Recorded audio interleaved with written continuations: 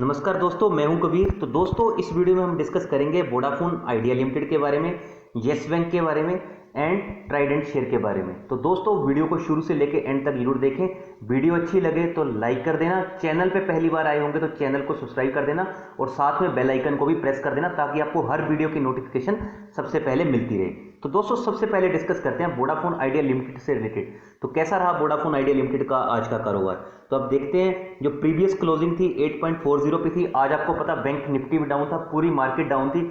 सब जब मैं सुबह मैंने देखा, सारे शेयर थे, जो भी जितने भी शेयर थे मेरे पास में, इवन वो सारे रेड निशान में चल रहे थे। मतलब कि आज मार्केट डाउन थी तो सभी आज नेगेटिव में ही चल रहे थे, जो प्रीवियस क्लोजिंग से उससे नीचे चल रहे थे। तो दोस्तों, ओपन हो रहा था 8.20 पे, मतलब कि बिल्कुल गैप डाउन के साथ ओपन हुआ। हाई भी 8.45 का लगाया और लो लगाता है 8 रुपए के आसपास का। और एनएससी के ऑफिशियल वेबसाइट पे आप देख सकते हैं क्लोजिंग 8 रुपए 5 पैसे के आसपास की है।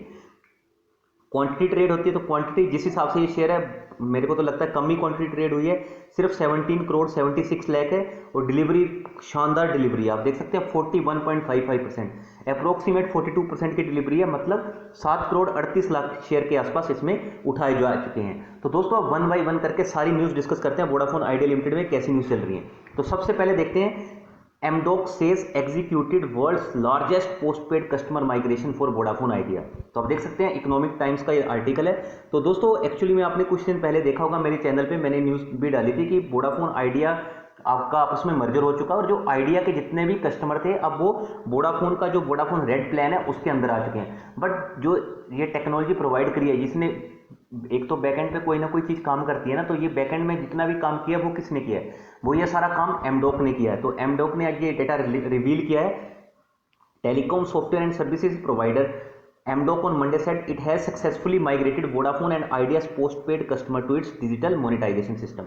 तो बहुत शानदार न्यूज़ है कि जितने भी एक तो वोडाफोन आइडिया ने कंफर्म किया था कि जितने भी आइडिया के कस्टमर है वो वोडाफोन रेड के अंदर आ गए। अब खुद जो इस जो सर्विस प्रोवाइडर था उसने खुद से भी मान लिया है कि जितने भी वोडाफोन आइडिया के कस्टमर थे, पोस्टपेड कस्टमर बेसिकली, वो अब वोडाफोन रेड प्लान के अंदर आ चुके हैं। तो दोस्तों, हम देख सकते हैं बहुत शानदार न्यूज़ थी। इसके बावजूद भी शेयर गिरा, क्योंकि मुझे ऐसा लग रहा है कि यहाँ पे कुछ ना कुछ ऑपरेटर गेम भी थोड़ी सी चल रही है, जिसकी वजह से आज हमें शेयर में गिरावट होते हुए देखने को मिली।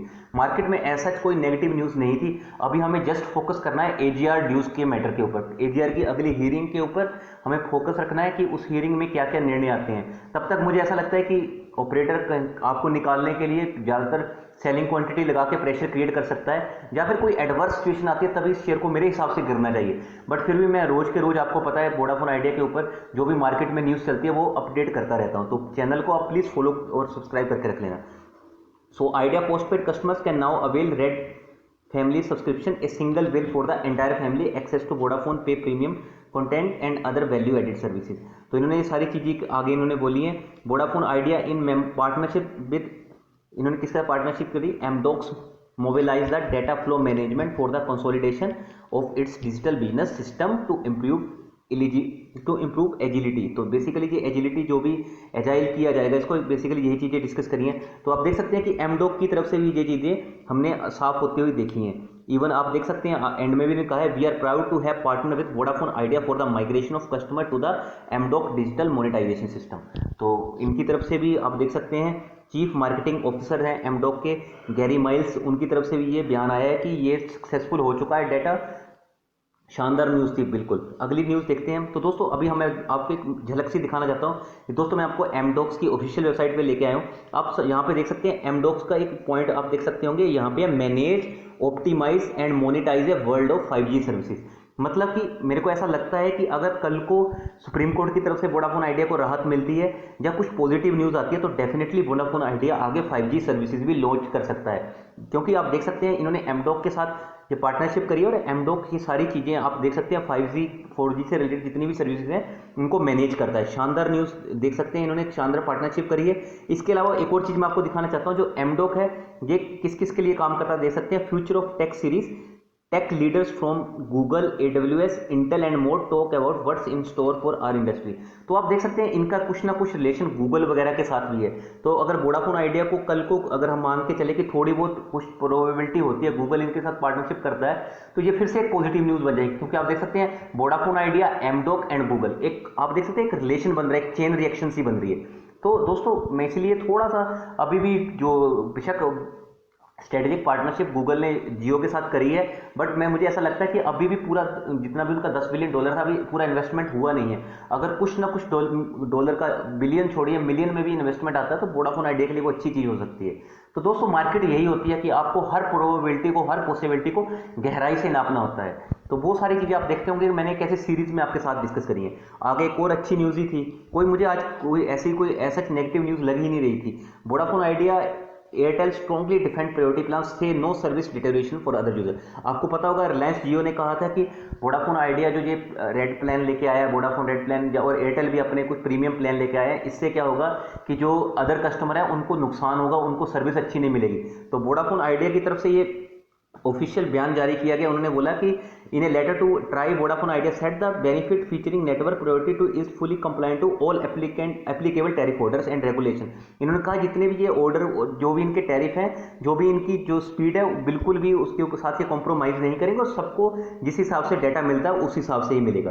तो वो दोस्तों आप देख सकते हैं, ये बिल्कुल पॉजिटिव न्यूज़ ही है कि वोडाफोन आइडिया ने खुद से बोल दिया कि कुछ भी सर्विस डिटेरियोरेशन वगैरह की चीज़ें आगे हमें देखने को नहीं मिलेगी वोडाफोन आइडिया की तरफ से।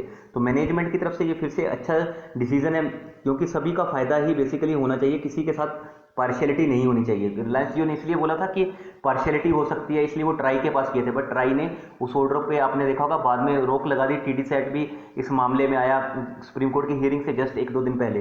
तो अच्छी चीज़ें ही थी।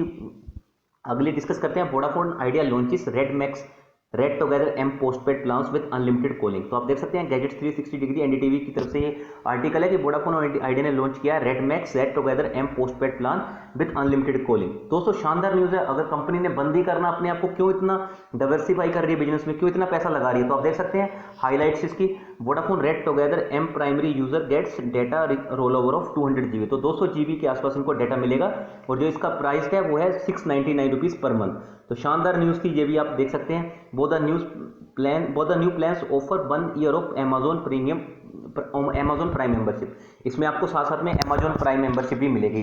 तो यही चीज़ें आगे उन्होंने बोली है, Red Max and Red Together M, these are the 2 plans that are priced at ₹699 and 899 respectively. तो रेड मैक्स प्लान है वो 699 में है और रेड टुगेदर एम 899 में है। तो दोस्तों ये सारी चीज़ें आप देखते हैं कंपनी कैसे डे बाई डे अपने आप को ग्रो करती जा रही है, इंप्रूव करती जा रही है। और अगर ये सब प्लान लेके आ रही है तो डेफिनेटली कंपनी बिजनेस करना चाहती है, कंपनी स्टे करना चाहती है भारत में। तो इसलिए कंपनी इतना अपनी बिजनेस को, अपनी जो इन्वेस्टमेंट है उसको डाइवर्सिफाई कर रही है। तो दोस्तों कंपनी की तरफ से शानदार प्लान्स लॉन्च किए जाते हैं, क्योंकि दोस्तों अगर कंपनी ने बंदी होना होगा तो इतने क्यों प्लान लेके आएगी, इतना क्यों कुछ करेगी, इतना इन्वेस्टमेंट ही क्यों करेगी? तो दोस्तों इसलिए मैं अभी आपको आज ऑप्शन चेन पे नहीं लेके आया हूँ। बेसिकली ऑप्शन चेन आपको पता ही है कि बेसिकली जो शेयर मार्केट में इंपॉर्टेंट होती है वो होती है न्यूज़। ठीक है, कोई भी न्यूज़ अगर पॉजिटिव आ जाती है तो शेयर उड़ जाता है, नेगेटिव आ जाती है तो गिर जाता है। बट आज के डेट में मुझे ऐसा कुछ लगा ही नहीं कोई नेगेटिव न्यूज़ आई है, तो इसलिए मैंने आज के दिन ऑप्शन चेन का स्किप कर दिया। क्योंकि आपको हमेशा एक चीज़ याद रखनी है, शेयर मार्केट में न्यूज़ को फॉलो करना, आपको कोई भी न्यूज़ छोड़नी नहीं है। ये नहीं कि मैंने एक शेयर लिया मैं भूल जाऊँ उसको। प्लीज़ न्यूज़ को फॉलो करती रहिए कि उस शेयर में क्या न्यूज़ चल रही है, क्योंकि share market already news based है और हमेशा न्यूज़ बेस्ड ही रहेगी।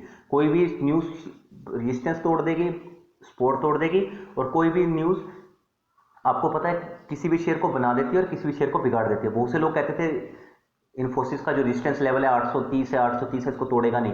दोस्तों मैंने खुद से उसकी लो लेवल पे बाइंग की थी जब वो शेयर गिरा था। मैं 600 रुपये के आसपास उसमें बाइंग करके बैठा हूँ और आज भी वो शेयर 900 रुपये के ऊपर चल रहा है। पर शेयर मुझे 300 रुपीज़ का बेनिफिट है। मुझे बहुत लोगों ने बोला कि 810 पे चल रहा है, ये इसका रेजिस्टेंस है, निकल जाओ निकल जाओ।